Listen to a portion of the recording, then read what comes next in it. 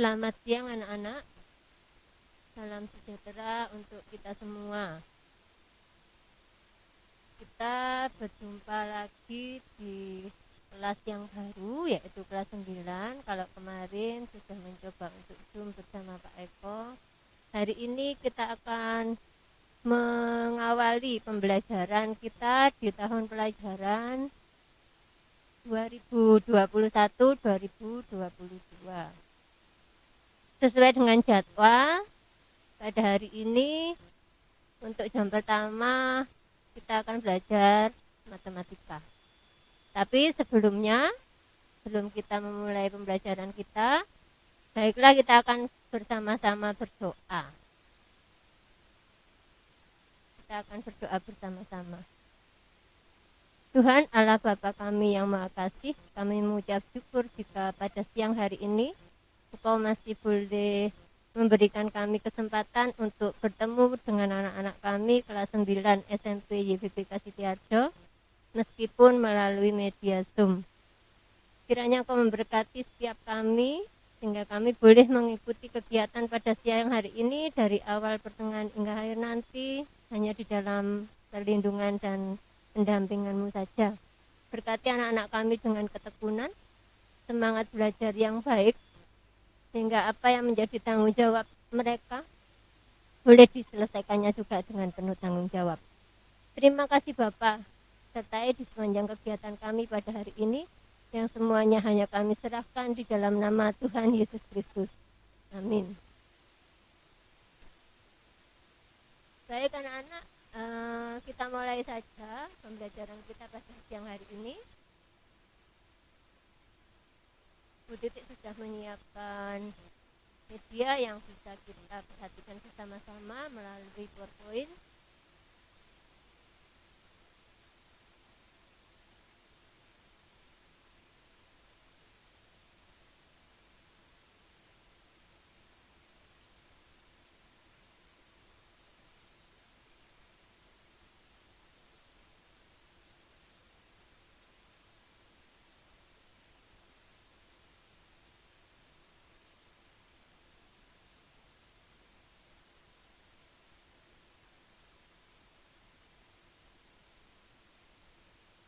Ya, kita mempelajari tentang pembelajaran kita pada siang hari ini, matematika kelas 9. Dan saya yakin anak-anak sudah tahu semua, tidak perlu kenalan lagi.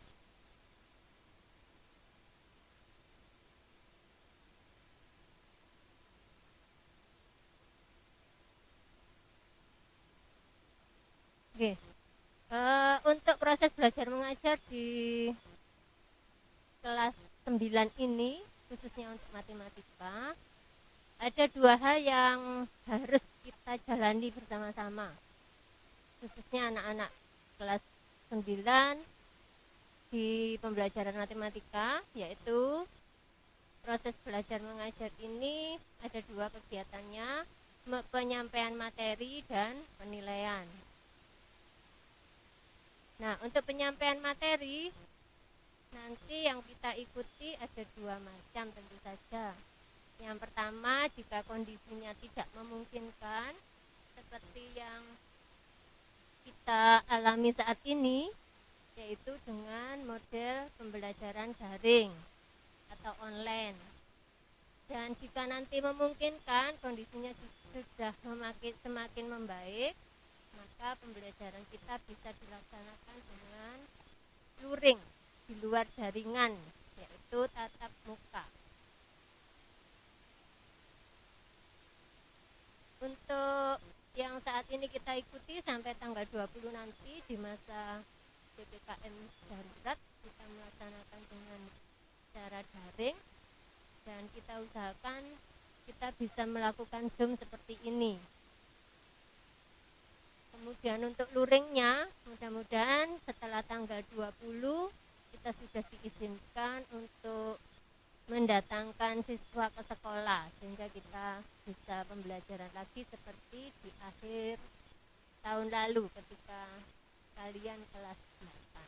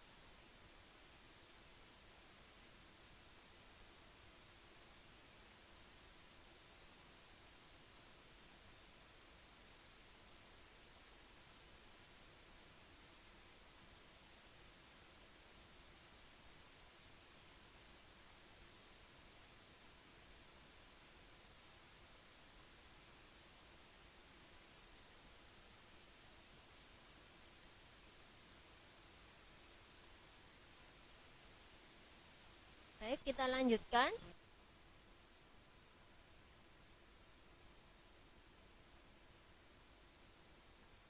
Nah, untuk yang kedua, kegiatan yang kedua yaitu tentang penilaiannya. Penilaian sesuai dengan kurikulum kita, kurikulum K13, maka penilaian yang harus diambil dari siswa yaitu pengetahuan, keterampilan, dan sikap. Khusus untuk matematika, nilai pengetahuan nanti bisa diambil dari ulangan harian maupun kuis yang mungkin sewaktu-waktu nanti akan diminta untuk dikerjakan. Dan ini penilaian sehubungan dengan kemampuan menyelesaikan soal matematika. Kemudian bentuk penilaian yang kedua yaitu keterampilan. Keterampilan ini Bu Titik mengambil nilai bisa dari 3 macam tugas. Yang pertama, membuat ringkasan materi. Mungkin nanti ketika semua sudah meminjam buku paket sekali waktu, kita akan membiasakan literasi untuk anak-anak, membuat ringkasan materi dari buku paket yang sudah bisa dipinjam dari perpus. Kemudian yang kedua, kemungkinan bisa membuat video singkat seperti hari ini. Hari ini nanti silakan semua saja memperhatikan Bu Titik bagaimana cara mempresentasikan atau menjelaskan cara mengerjakan sebuah soal. Nah, nanti harus divideokan dari penjelasan untuk penyelesaian sebuah soal. Yang ketiga, mungkin membuat alat peraga yang sederhana. Misalnya kalau bangun tuang kelas 9 itu ada bangun tuang sisi lengkung, membuat sebuah tabung, kemudian bola mungkin atau kerucut, nanti bisa coba. Yang ketiga, nilai sikap. Nilai sikap ini akan kita ambil dari keaktifan selama pembelajaran, memperhatikan atau tidak. Kalau Zoom mungkin di sini meskipun kalian di rumah, Pak Eko tetap bisa melihat aktivitas kalian semua yang ada di rumah, mendengarkannya sambil leyeh-leyeh, duduk dengan menyiapkan alat tulisnya. Dan semuanya terlihat dari sini meskipun kita berjauhan. Yang ketiga yaitu dari absensi. Setiap di awal kita mengikuti pembelajaran akan ada link untuk absen. Nah, dari sana juga bisa dipakai untuk penilaian kita.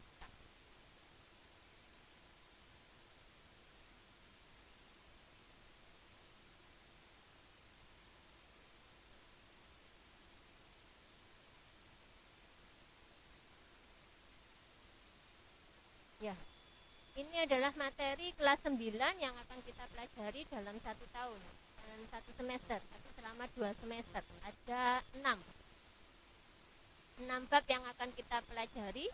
Bab 1, bilangan berpangkat dan bentuk akar. Bab 2, persamaan kuadrat. Bab 3, fungsi kuadrat. Bab 4, transformasi geometri. Bab 5, kekongruenan dan kesebangunan. Dan bab 6, bangun ruang sisi lengkung. Ini sudah ada di buku paket yang bisa dipinjam di perpustakaan. Silakan yang belum meminjam buku di perpustakaan, silakan datang ke sekolah, pinjam buku yang ada di perpustakaan matematika kelas 9. Nah, hari ini kita akan mempelajari bab yang pertama, yaitu bilangan berpangkat dan bentuk akar. Nanti di akhir pembelajaran kita pada siang hari ini, Bu Titik akan berikan sebuah tugas. Jadi tolong diperhatikan dengan baik selama pembelajaran pada siang hari ini. Bab yang pertama, bilangan berpangkat dan bentuk akar, ini terdiri dari 2 subbab, yaitu bilangan berpangkat dengan pangkatnya bilangan bulat, dan yang kedua, bentuk akar dan bilangan berpangkat dengan pangkatnya adalah bilangan pecahan. Kita akan mempelajari bagian yang pertama, subbab yang pertama dulu, yaitu bilangan berpangkat dengan pangkatnya bilangan bulat. Ya, mungkin anak-anak masih ingat bilangan bulat, termasuk bilangan bulat itu adalah bilangan negatif, 0 dan bilangan positif. Pada sebuah bilangan berpangkat dengan pangkatnya bilangan bulat, kita akan mempelajari beberapa hal. Yang pertama nanti, apa sih yang dimaksud dengan perpangkatan bilangan? Kemudian yang kedua, kita akan mencoba memahami bilangan berpangkat dengan pangkat bilangan bulat itu seperti apa. Kemudian operasi hitung yang melibatkan bilangan berpangkat itu bagaimana cara menyelesaikannya. Yang berikutnya kita mempelajari juga tentang perkalian pada bilangan berpangkat atau perpangkatan. Yang kelima, kita mempelajari juga pembagian pada perpangkatan atau bilangan berpangkat. Kemudian mungkin ada hal baru ini, tapi kalau saya ingat mungkin tidak hal baru ya, bentuk baku bilangan. Ini sepertinya dulu di SD itu kalau ujian nasional SD sepertinya ada, walaupun yang masih sederhana. Dan yang terakhir nanti yang mungkin agak sulit atau tidak sulit sih kalau kita memahami dari awal, matematika itu bukan materi pelajaran yang sulit. Persamaan pangkat sederhana. Nah, untuk materi kita bilangan berpangkat, bilangan bulat ini sebetulnya kalau saya lihat di kelas 7 bab 1 ya Pak Eko ya, sudah pernah dipelajari tentang bilangan berpangkat dengan pangkatnya bilangan bulat. Yang perlu diperdalam nanti di sini mungkin yang pangkatnya pecahan dan bentuk akar. Baik, kita akan lanjutkan. Nah, ini pengertian tentang perpangkatan bilangan. Perpangkatan bilangan merupakan perkalian berulang dari bilangan tersebut. Jadi kalau ada lambang seperti ini A, kemudian ada N-nya, penulisannya agak kecil di bagian atas. Nah, ini biasanya anak-anak menuliskan A, bilangan berpangkat A dipangkatkan N. A dengan N itu menulisnya dengan ketinggian huruf yang sama. Nah, itu kurang benar ya. Jadi A itu dituliskan agak besar. Nah, kalau bilangan nanti coba bilangan misalnya 3 pangkat 2, berarti angka 3-nya yang tertulis di bawah itu menulisnya yang agak besar. Sedangkan pangkatnya N-nya itu dituliskan agak kecil. Nah, jadi kalau ada lambang A pangkat N seperti itu, diperoleh hasilnya seperti apa caranya? Ya, berarti A-nya itu disebut dengan bilangan pokok atau basis, sedangkan N yang tadi kita tuliskan agak kecil hurufnya itu adalah pangkatnya atau eksponen matematikanya. A pangkat N ini diperoleh hasilnya nanti dari mengalikan bilangan pokoknya yaitu A, atau nanti kalau bilangan bilangannya berapa dikalikan sebanyak N faktor. Artinya kalau misalnya contoh saja, nah ini contoh 1, nyatakan perpangkatan berikut ke dalam bentuk perkalian berulang dan tentukan nilainya. Nah, di sini Bu Titik mencontohkan cara menjelaskan atau mempresentasikan menentukan nilai dari bilangan berpangkat. Saya tidak memberikan semua penyelesaiannya sebagai contoh di sini, tapi anak-anak nanti bisa mencoba sendiri. Yang saya contohkan hanya untuk contoh soal nomor 1A dan 1C. 3 pangkat 2 itu kalau mau ditulis atau dinyatakan dalam bentuk perkalian berulang, karena pangkatnya 2, angka yang kecil di sini 2, maka bilangan pokok 3 itu dikalikan sebanyak 2 kali. Dan nilai hitungnya berapa? Saya yakin sudah kelas 9 pasti bisa menghitung 3 kali 3. Untuk contoh yang C, karena bilangan pokoknya atau angkanya negatif, maka biasakan menuliskan bilangan negatif yang dipangkatkan dengan sebuah bilangan bulat itu dituliskan dalam di antara 2 tanda kurung biasa, bukan kurung kurawal, kurung biasa. Kita membacanya seperti apa? Negatif 2 dipangkatkan 5. Maka jika dituliskan dalam bentuk perkalian berulang, maka negatif 2 dikalikan negatif 2 dikalikan negatif 2 dikalikan negatif 2 dikalikan negatif 2 sebanyak 5 kali. Nah, kemudian untuk hasilnya kita peroleh dari perkalian setiap angka negatif 2 kita kalikan sebanyak 5 kali. Negatif 2 kali negatif 2, negatif kali negatif hasilnya positif. Hasilnya positif 4. Positif 4 dikalikan negatif 2, yang ketiga ini. Maka hasilnya positif kali negatif, hasilnya negatif. 4 kali 2, 8. Jadi hasilnya negatif 8. Perkalian berikutnya, negatif 8 dikalikan negatif 2. Negatif kali negatif. Hasilnya positif. 8 kali 2, 16. Hasilnya sampai suku yang keempat, perkalian keempat, hasilnya positif 16. Berikutnya dikalikan negatif 2, faktor yang terakhir. Positif kali negatif, hasilnya negatif. 16 kali 2, 32. Maka hasil akhir negatif 2 dipangkatkan 5 sama dengan negatif 32. Itu salah satu cara nanti yang akan menjadi tugas untuk menjelaskan atau menyampaikan penulisan bilangan berpangkat dengan dituliskan menjadi perkalian berulang dan cara menentukan nilainya. Kita lanjutkan.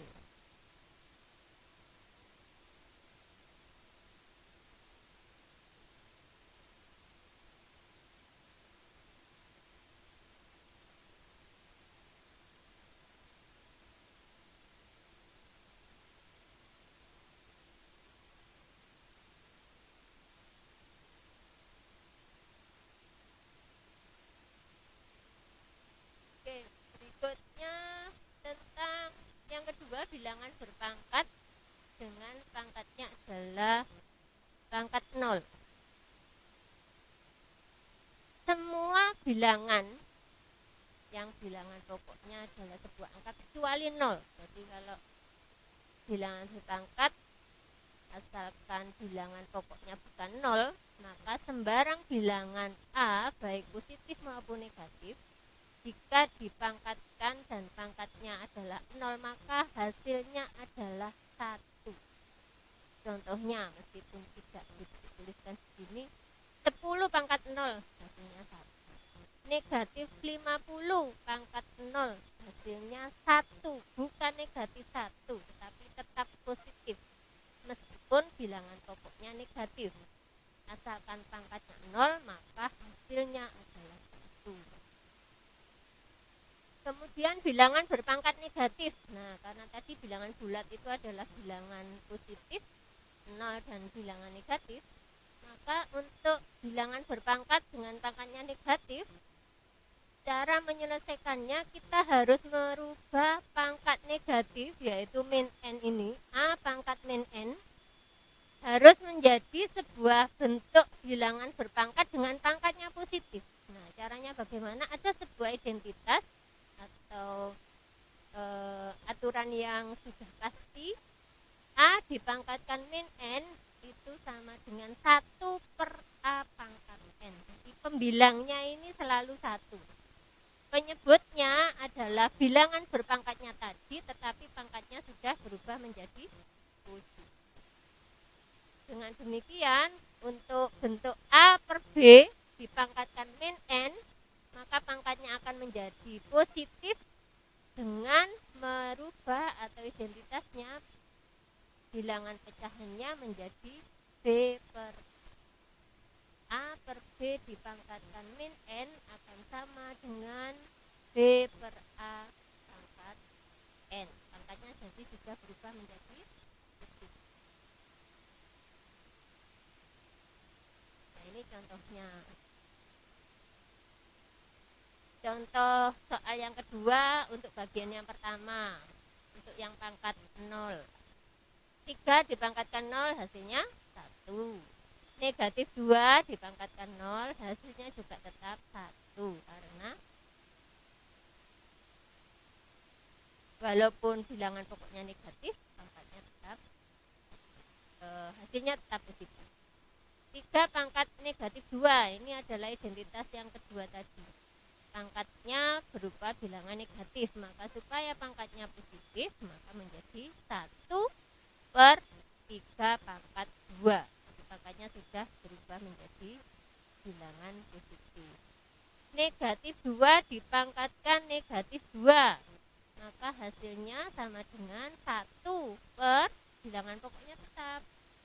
Yang berubah positif hanya pangkatnya saja, negatif 2 pangkat. Sampai di sini mungkin ada yang mau bertanya untuk bilangan berpangkat dengan pangkatnya positif, 0, dan negatif.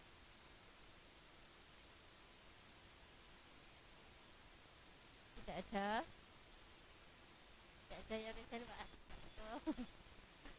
Baik, tidak ada pertanyaan berarti sudah bisa ya, sudah paham ya. Kita lanjutkan berikutnya, bagaimana cara menghitung atau operasi hitung yang melibatkan bilangan berpangkat. Nah ini tolong dipahami urutannya. Ketika pada operasi hitung, meskipun bukan bilangan biasa, bukan bilangan bulat atau pecahan, tetapi tetap berlaku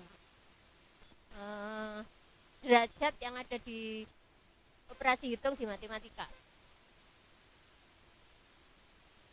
Jika ada yang tertulis di dalam kurung, maka bilangan yang tertulis di dalam kurung, operasi dalam kurung itu harus dilakukan lebih dahulu. Untuk derajat berikutnya, operasi yang kedua, dalam sebuah urutan operasi hitung di matematika, kalau ada yang bentuknya bilangan berpangkat, maka itu harus diselesaikan dulu. Setelah yang tertulis di dalam kurung diselesaikan, kalau ada yang bentuknya bilangan berpangkat, silakan dipangkatkan dulu. Setelah dipangkatkan, baru operasi berikutnya kalau ada operasi perkalian atau pembagian. Dan yang terakhir, jika di operasi matematikanya nanti ada penjumlahan atau pengurangan, dilakukan yang paling.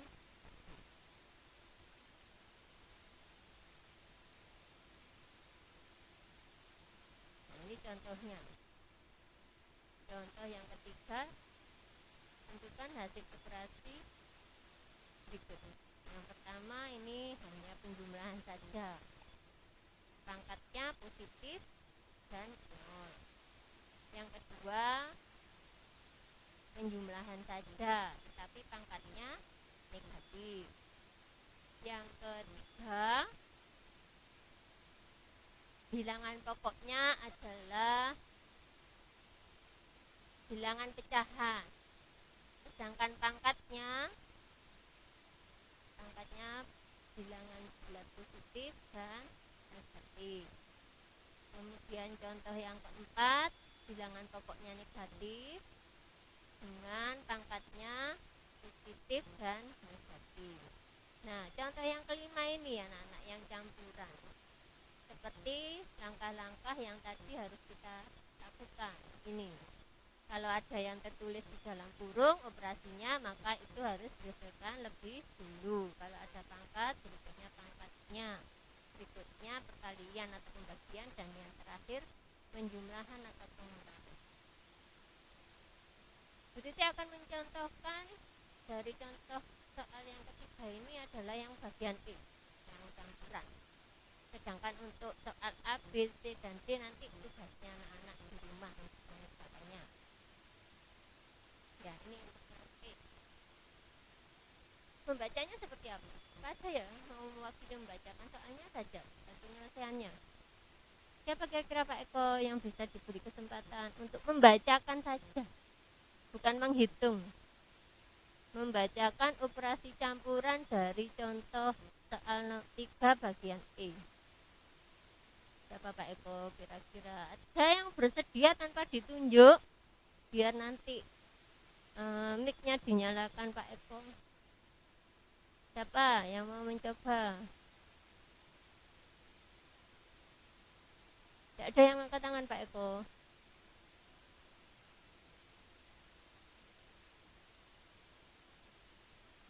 Atau ditunjuk saja ya Pak Eko ya? Siapa Pak Eko?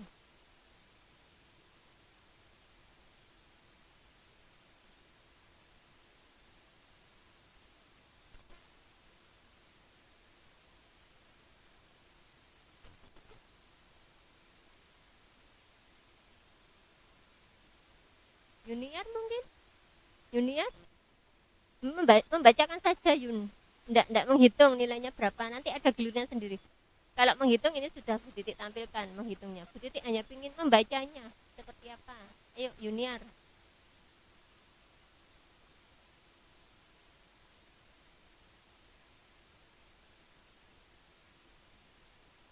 Junior bisa mendengar suaranya Bu Titik ya.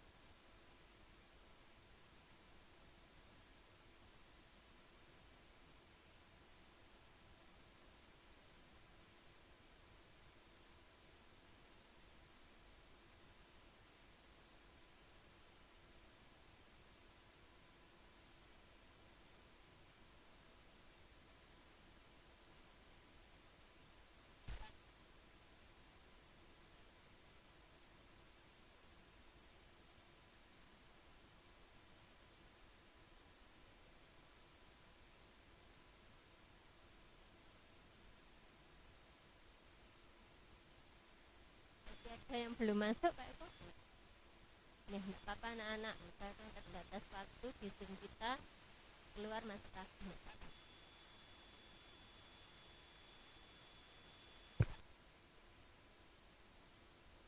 Oke, kita lanjutkan ya.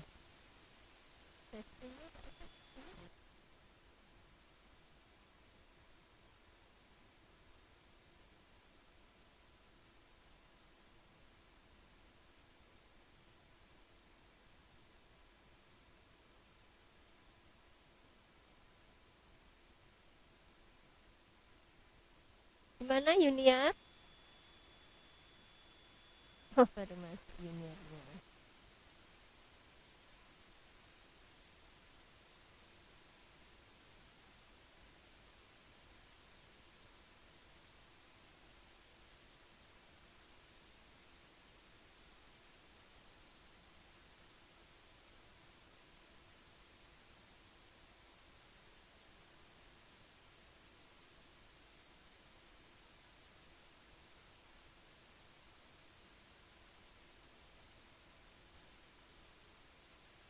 Junior?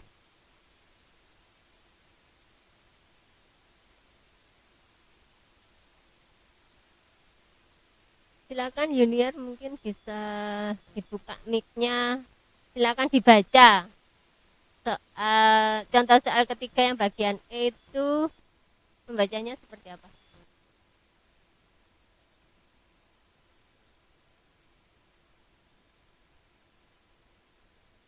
Pak Eko ya yang mendengarkan bagaimana membacanya.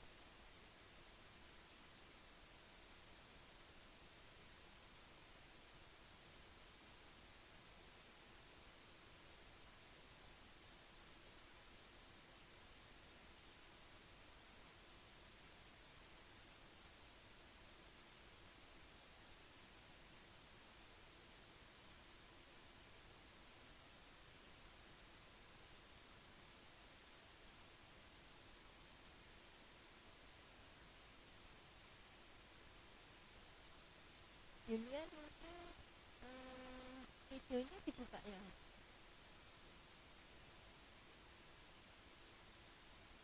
Ya, silakan Yunia dibaca.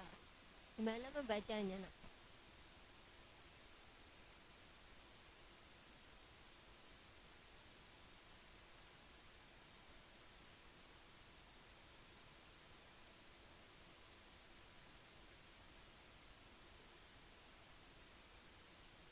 Oke. Junior sudah mencoba membacakan. Ada yang punya pendapat lain tidak cara membacanya?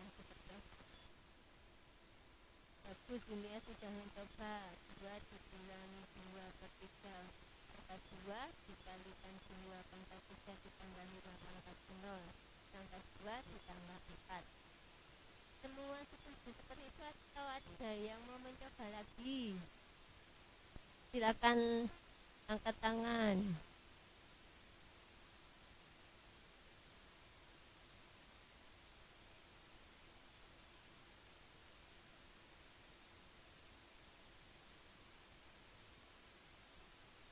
Rara, silakan Rara. Rara videonya dinyalakan.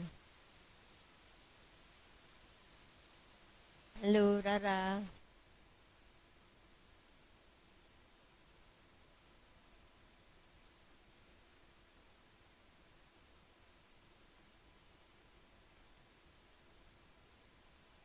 Baik, kita lanjutkan ya supaya waktunya tidak terlalu panjang. Nanti masih ada materi pembelajaran yang kedua seperti yang sudah dibacakan Junior. Nah, sekarang semua saja coba diperhatikan cara membaca yang benar. Tadi sudah dicoba Junior, hanya bertitik menambahkan saja, bukan berarti tadi salah, tetapi supaya orang yang mendengarkan ketika kita membacakan bentuk berpangkat ini tidak salah. Jadi kalau ada yang ditulis di dalam kurung, maka kita intonasinya dibedakan. 2 dikurangi 2 per 3 dipangkatkan 2 dikalikan 2 pangkat 3 ditambah 5 pangkat 0 dipangkatkan 2 ditambah 4. Jadi kalau kita membacanya hanya 2 dikurangi 2 per 3 pangkat 2, artinya yang dipangkatkan 2 hanya 2 per 3-nya saja. Untuk angka 2 yang suku pertama itu tidak ikut dipangkatkan. Pemahamannya bisa seperti itu. Jadi kita membacanya sekali lagi yang benar. Jadi kita tambahkan kata-kata di. 2 dikurangi 2 per 3 dipangkatkan 2 dikalikan 2 pangkat 3 ditambah 5 pangkat 0 dipangkatkan 2 ditambah 4. Oke, silakan semua saja memperhatikan. Ini adalah langkah-langkah penyelesaiannya. 2 dikurangi 2 per 3 bisa berubah seperti ini. Semoga tidak lupa. Kenapa bisa seperti ini? Ya, kembali balik belajar di SD ya Pak Eko ya. Dan itu SD belajarnya. 2 pangkat 3 seperti tadi di awal, berarti bilangan pokok 2, angka 2 ini dikalikan sebanyak 3 faktor, 3 kali, karena di sini pangkatnya sudah 2 kali 2 kali 2. Nilainya sekali lagi hati-hati, bukan 6, 2 kali 3 sama dengan 6, tidak, tetapi 2 kali 2, 4, 4 kali 2, 8. 5 pangkat 0 hasilnya pasti 1 dipangkatkan 2. Nah, berikutnya 6 per 3 dikurangi 2 per 3 yang tertulis di dalam kurung ini diselesaikan lebih dulu seperti langkah yang tadi sudah saya sampaikan. 6 per 3 dikurangi 2 per 3 hasilnya 4 per 3 dipangkatkan 2. Kemudian maaf, berarti ini sedikit salah ya Pak ya, nanti kurang ya.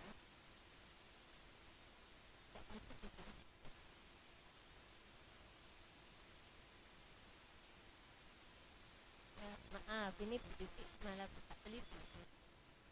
Dan anak-anak ketika menyelesaikan teliti tidak seperti ini. Oke.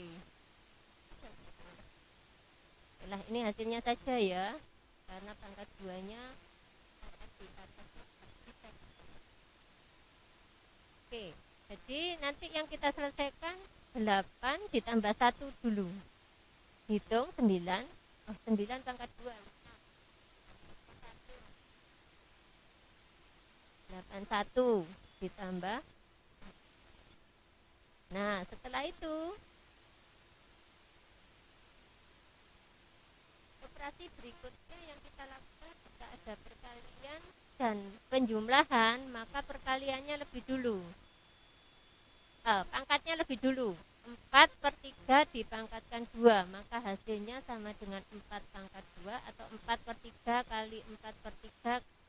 Hasilnya pembilang kali pembilang, 4 kali 4 16, penyebutnya penyebut kali penyebut, 3 kali 3 9. Jadi 16 per 9 itu dari 4 per 3 kali 4 per 3 dikalikan 81 ditambah 4. Nah, berikutnya 16 per 9 kali 81 bisa dibagikan dulu, 81 dibagi 9, hasilnya 9. Berarti di sini bukan 16 anak-anak. 16 kali 9 berapa? 9.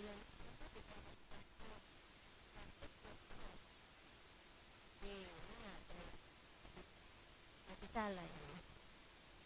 100.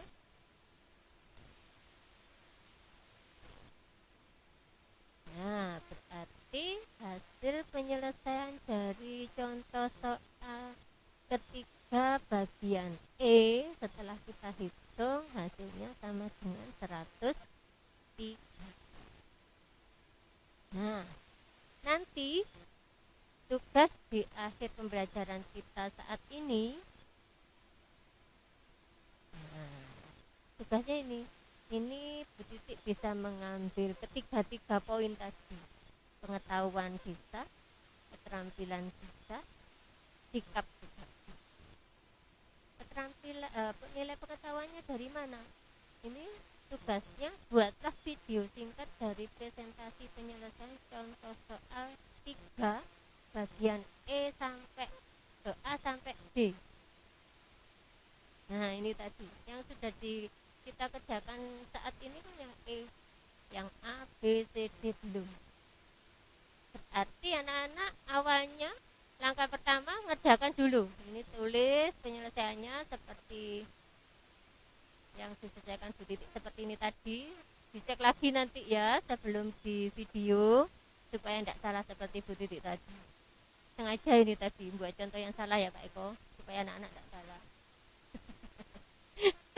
Bu Titik sengaja disalahkan supaya anak-anak nanti tidak salah. Sudah di video ternyata salah. Ya. Jadi anak-anak mengerjakan dulu urutannya seperti ini. Ikuti cara mengerjakan operasi bilangan berpangkat yang benar. Nah, setelah keempatnya ditentukan penyelesaiannya, nomor A, B, C, D sudah. Nanti sambil ditunjukkan di videonya ketika membuat video singkat itu, yang dipresentasikan cukup salah satu saja, bukan keempat-empatnya. Tapi sambil membuat video singkat itu hasil pekerjaannya ditunjukkan. Usahakan mungkin 1 halaman cukup, tidak terlalu panjang kok ini penyelesaiannya. Jadi sambil ditunjukkan hasil penyelesaiannya di video, kemudian presentasikan di seolah-olah seperti Bu Titik tadi. Seperti Bu Titik tadi ketika menjelaskan cara menghitungnya ini kok bisa seperti ini, kemudian yang dilakukan dulu yang mana, 4 per 3 dipangkatkan 2 dulu sebelum dikalikan dengan 9 ditambah 1, hasilnya berapa, dipangkatkan 2, dan seterusnya. Sampaikan ketika merekam videonya nanti. Yang dikumpulkan ke Bu Titik cukup videonya saja, karena di video itu sudah bisa Bu Titik lihat hasil pekerjaan kalian ya, dari latihan soal bagian A, B, C, dan D.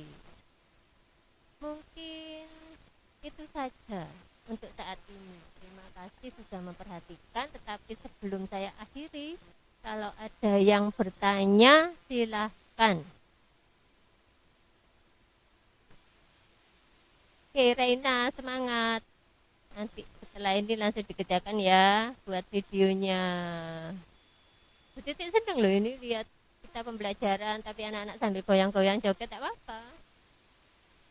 Yang penting bisa memahami pembelajaran kita hari ini dan tugasnya jangan lupa.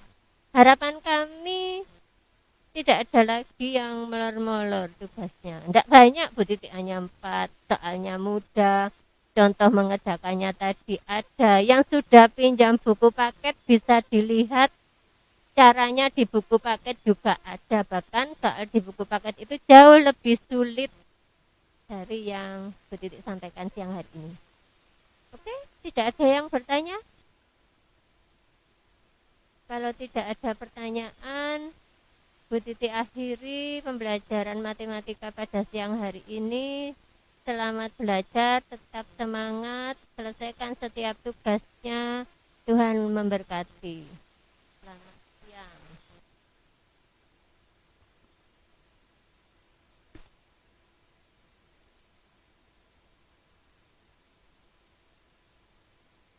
Oke.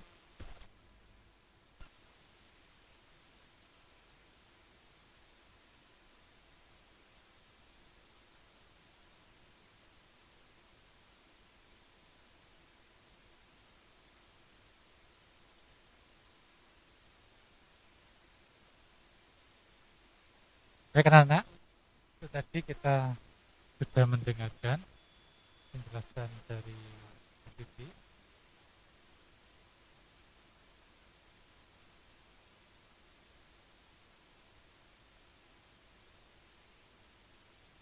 Sebentar lagi kita akan sama-sama untuk selanjutnya kita akan mendengarkan mata pelajaran selanjutnya.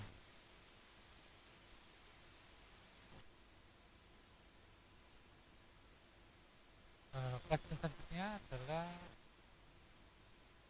TIK, prakarya.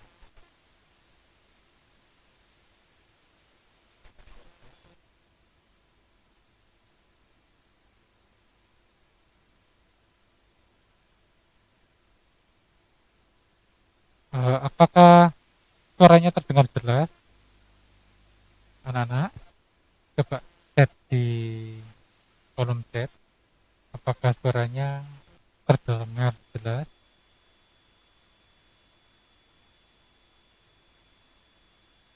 Tolong kasih info di kolom chat. Apakah suaranya terdengar jelas? Jelas ya? Oke. Sip. Kalau gitu, kita akan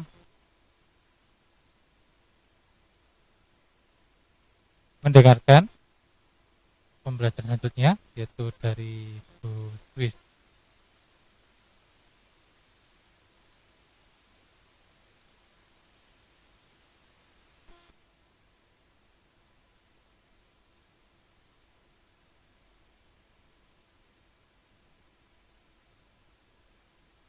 Kalian silakan persiapkan.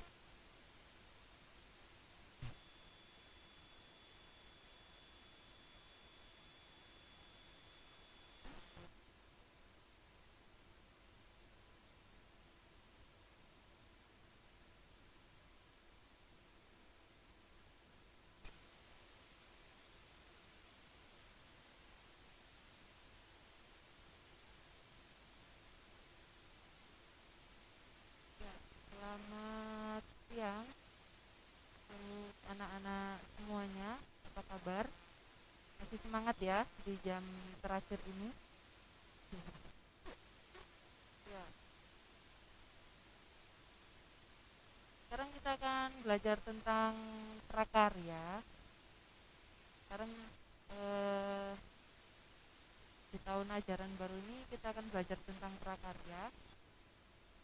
Jadi jika anak-anak kemarin sempat meminjam buku di perpustakaan itu juga sama, materinya juga ada di buku paket prakarya.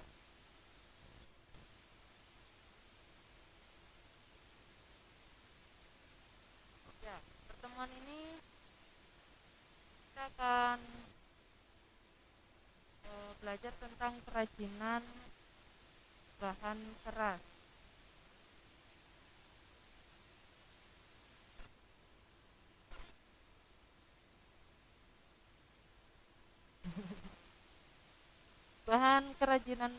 Kerajinan bahan keras. Nah, biasanya ada yang masih belum mengerti apa sih kerajinan itu, lalu mengapa sampai sekarang meskipun sudah SMP masih belajar materi kerajinan. Kemudian apa fungsinya kerajinan itu, apa hasilnya kerajinan itu. Nanti itu terakhir. Jadi 4 pertanyaan itu akan kita bahas satu persatu. Yang pertama adalah apa sih kerajinan itu? Kerajinan merupakan bagian dari seni rupa terapan yang produksinya melibatkan keterampilan manual dalam membuat benda-benda kebutuhan hidup. Maksudnya di sini anak-anak, produksi kerajinan yang dibuat dan dirancang untuk tujuan yang fungsional atau sesuai dengan kegunaannya. Jadi kita membuat kerajinan itu ada kegunaannya tersendiri dan sekaligus memiliki nilai yang sangat tinggi atau indah. Lalu berikutnya, mengapa sampai sekarang masih belajar materi kerajinan? Nah, kerajinan itu bersifat abadi. Maksudnya kerajinan itu akan terus ada di kehidupan kita. Dari mulai saat kita sekolah sekarang ini, kita ditanamkan pembelajaran mengenai kerajinan.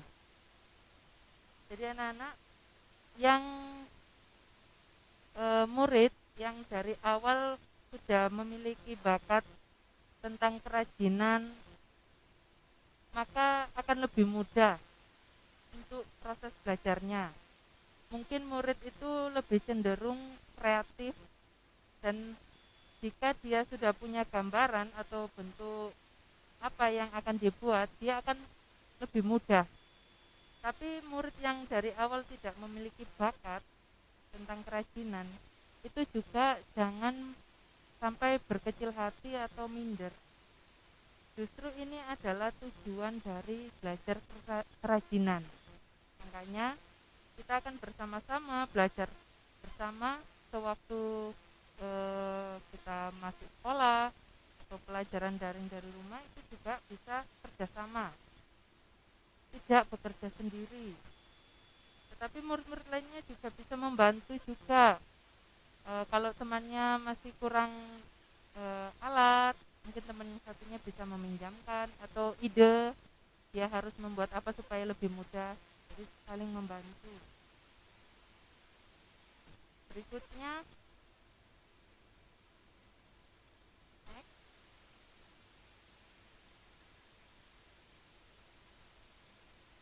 apa fungsi kerajinan?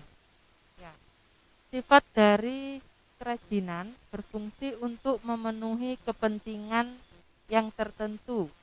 Maka kerajinan dibuat secara sengaja guna melengkapi atau menghias sebuah ruang. Anak-anak, kerajinan itu dibuat menyesuaikan dengan kebutuhan. Jika ada yang membuat kerajinan seperti sendok dari kayu, kemudian ada yang membuat telenan, gelas, atau piring dari lidi, itu berarti ada pada kebutuhan perlengkapan alat dapur atau alat memasak. Jika ada yang membuat kerajinan seperti bunga dari plastik, atau hiasan dinding ukiran kayu, atau mungkin kursi dan meja yang berasal dari bahan dasar akar pohon yang besar, itu berarti ada pada kebutuhan perlengkapan ruang, yaitu seperti ruang tamu, ruang keluarga, dan lain sebagainya. Next. Lalu apa hasil dari kerajinan itu? Hasil dari kerajinan yang kita buat adalah bisa digunakan untuk kehidupan kita sehari-hari.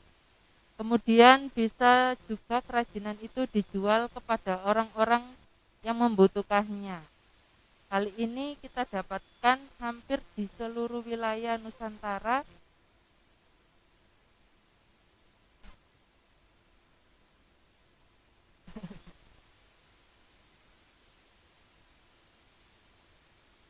Ya, saya teruskan.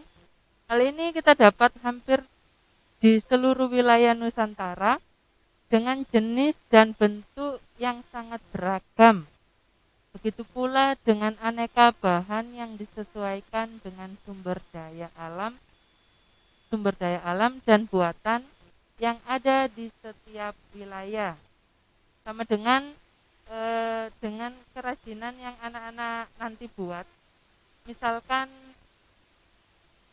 sudah ada yang jadi, kemudian finishingnya sudah 100%, bisa siap dijual, anak-anak pastinya bisa belajar mengikuti dunia jual online. Karena hal ini bisa tersebar ke seluruh wilayah. Dan jika ada yang tertarik dengan hasil karya seseorang, maka akan dibeli dan pastinya yang membuat kerajinan itu akan mendapatkan untung. Jadi itu adalah penjelasan singkat anak-anak dari 4 pertanyaan sebelumnya.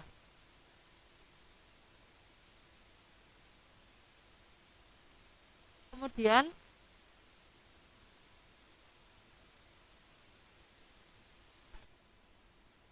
produk kerajinan sebagai pelengkap ini secara umum dapat dikelompokkan berdasarkan kegunaannya.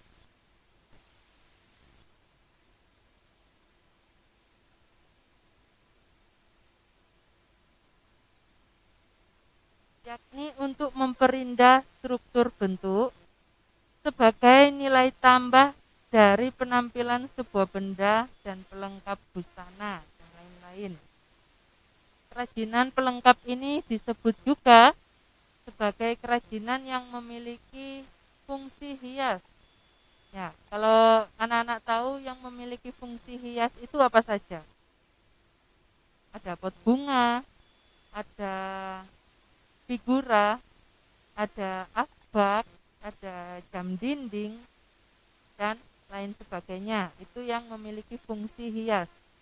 Sedangkan kalau kerajinan yang memiliki fungsi pakai adalah dibuat untuk memenuhi kebutuhan kehidupan sehari-hari. Kayak tadi ada sendok, ada piring, cangkir, teko atau ceret dan lain.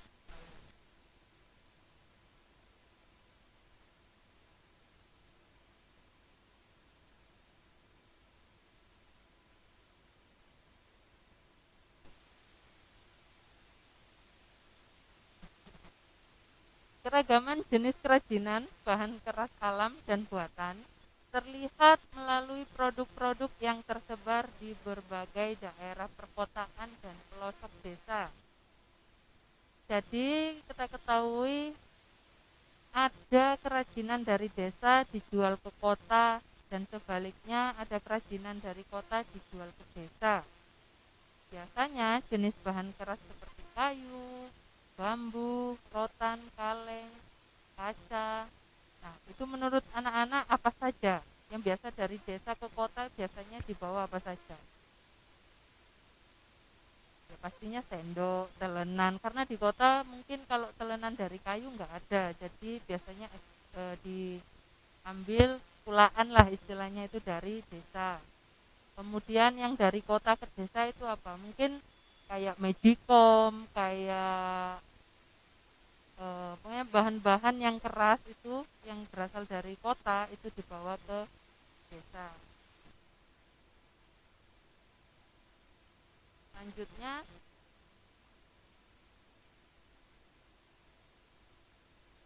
pasar lokal maupun impor telah mendominasi penggunaan bahan keras tersebut sebagai bahan kerajinan. Jadi ada kerajinan yang dijual, tampilannya harus punya daya pikat dan punya keunggulan, harus menarik. Kalau tidak menarik pasti orang cuma diangkat, cuma ditaruh, terus cari lagi yang lain yang menarik, yang bagus. Supaya sewaktu pembeli melihat suatu kerajinan tersebut akan tertarik untuk membelinya. Kalau misalkan anak-anak sempat membuat cangkir plus tekonya dengan bahan dasar batok kelapa, tapi dengan bentuk yang unik, terus dia bersih, terus dipelitur dengan rapi, maka akan menarik peminat bagi pelanggan yang mau beli. Selanjutnya, ya, berikut adalah beberapa tujuan kerajinan. Di sini saya juga berharap bagi anak-anak semua juga menyimak tujuan kerajinan.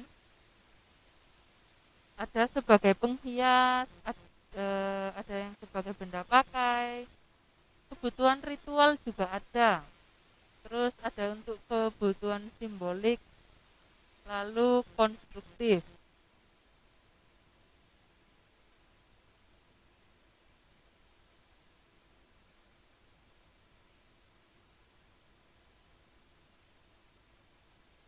Ya. Sebagai penghias, kerajinan yang dibuat semata-mata sebagai hiasan pada benda atau sebagai pajangan tidak memiliki makna tertentu. Kalau benda pakai, kerajinan yang dibuat berdasarkan tujuan yang digunakan untuk kebutuhan sehari-hari. Kalau untuk ritual, mengandung simbol-simbol tertentu dan berfungsi sebagai benda magis berkaitan dengan kepercayaan dan spiritual. Kemudian simbolik, kerajinan tradisional biasanya berfungsi melambangkan hal tertentu yang berkaitan dengan spiritual. Dan terakhir konstruktif, kerajinan berfungsi sebagai pendukung sebuah bangunan.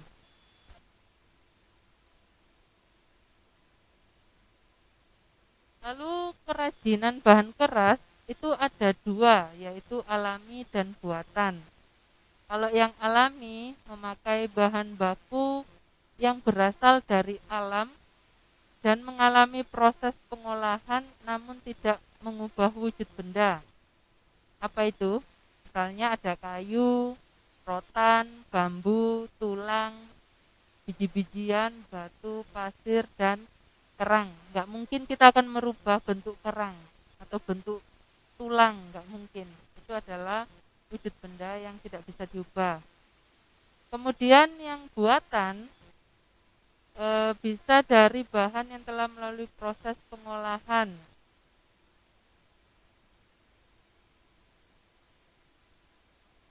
Oh, tolong ya, itu jangan dicoret-coret. Ya, nanti kalau kena tulisannya siapa? Ferdi, Dendi, Dewi, ya tidak boleh. Contohnya bahan keras alami adalah besi, logam, kawat, kaca, semen, kaleng, dan timah. Bahan keras buatan ini bisa dibentuk. Jadi logam bisa digepengkan atau kawat bisa diputer-puter gitu. Jadi ada yang jadi bonsai itu dari kawat. Nah, itu salah satu bentuk kerajinan buatan. Next. Ya, ini adalah tugas pertama di pertemuan pertama hari ini, tugas prakarya. Jadi ada 3 poin, silakan dicatat. Yang pertama, buatlah satu kerajinan bahan keras yang ada di beberapa wilayah Nusantara. Itu nomor 1. Kemudian nomor 2, tulis di kertas bahan apa saja yang diperlukan saat membuat kerajinan tersebut. Jika butuh gergaji, berarti bahannya pakai gergaji, kemudian ada palu dan lain sebagainya. Dan yang ketiga, hasilnya silahkan dikumpulkan langsung ke sekolah paling lambat hari Jumat besok tanggal 16. Dan itu wajib kalian membuatnya, karena itu adalah tugas pertama dari prakarya kita hari ini. Yang pertama, buat satu kerajinan, terserah itu kalian mau cari yang mudah, berarti dari batok kelapa atau dari bambu. Ya, di slide berikutnya ada contohnya. Ya, seperti ini. Ini adalah dari bahan keras, kerajinan bahan keras. Ada asbak dari kayu, terus ada kerajinan apa itu yang biasa dicantolin di atap yang bambu, terus kena angin bisa bunyi. Terus ada tempat pensil dari stick, kemudian cangkir atau teko dari batok kelapa, ada juga telenan, ada juga pot bunga, dan masih banyak lagi. Terserah anak-anak mau cari contoh apa di internet yang sekiranya anak-anak itu bisa membuat sendiri. Jadi jangan sampai ya membeli sayang uangnya, mending membuat sendiri saja.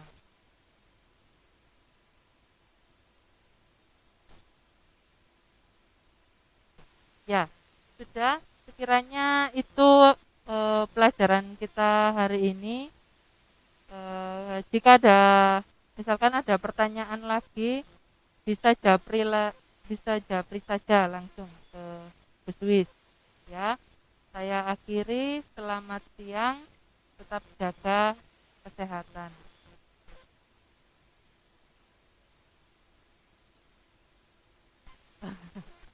Ya, mari kita tutup dalam doa. Tuhan Allah Bapa kami yang baik, terima kasih Engkau telah membimbing pelajaran kami pada siang hari ini. Kiranya apa yang kami dapatkan pada hari ini bisa kami pelajari dan bisa kami kembangkan di hari nanti. Tuhan, tetap sertai hidup kami, jagalah keluarga kami juga di rumah dan keluarga teman-teman kami yang lainnya. Berikan kami penuh sukacita dan hindarkanlah kami dari pikiran-pikiran yang membuat kami jatuh sakit, pikiran-pikiran yang membuat kami jadi depresi. Tuhan, ajarkan kami untuk selalu takut akan-Mu. Di dalam nama Tuhan Yesus, haleluya, amin.